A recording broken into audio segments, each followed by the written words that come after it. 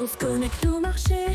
Il n'y a pas plus tard qu'il y a quelques jours de ça, je vous disais, Bernard Arnault, il m'embête un peu parce qu'il parle trop. Et ben là, franchement, Pinot nous a fait son millet. Je ne reviens pas. Vous avez vu aujourd'hui, Kering s'est envolé. Alors, je ne sais pas si c'est à cause des déclarations d'hier de Pinot ou pas. Mais j'ai vu un article du coup qui était, alors je sais pas, c'était à 17h, je pense que c'est quand il est revenu sur les résultats de Kering.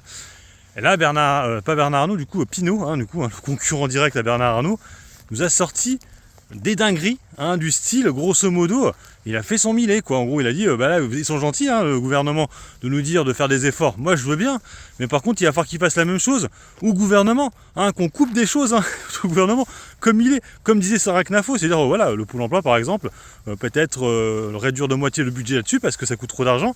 Donc, typiquement, des idées qui viennent de l'extrême droite d'Argentine ou de ces Sarah Knafo. Ça m'a un peu étonné, et c'est vrai qu'il a aussi rappelé, et ça c'est vrai que c'est ce que je jouais depuis longtemps sur Kering, c'est qu'effectivement, je rappelle que Kering, les 3/4 de ses maisons sont des maisons italiennes. Et que du coup, au niveau de la taxation, la française, ça tombe pas dedans en fait, parce que Balenciaga, Bottega Veneta, j'ai toujours du mal à dire cette société-là, Gucci, c'est italien. C'est italien.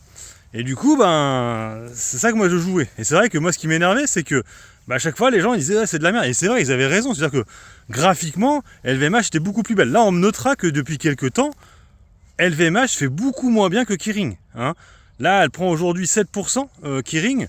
LVMH, elle est dans les choux là. Là, on est sous les 700 €. Alors que Kering, on est quasiment à 260.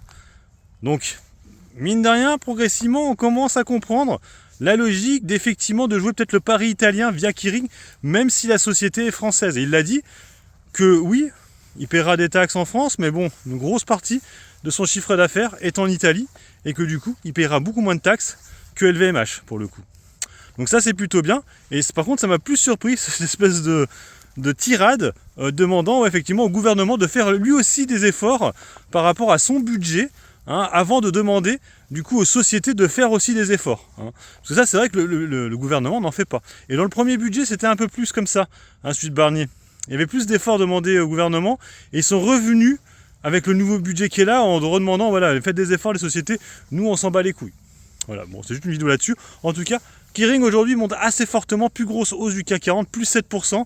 Ce qui est assez étonnant, c'est qu'hier elle était bien montée, elle était redescendue, et du coup aujourd'hui ça s'envole de nouveau. Donc espérons que ça fasse prendre conscience qu'effectivement au marché, que les actifs de Kering sont des actifs italiens. Et c'est ce que je jouais depuis un bout de temps, moi, en fait. Mais en tout cas, j'espère que ça va tenir et qu'on va chercher les 300 € plus rapidement que prévu.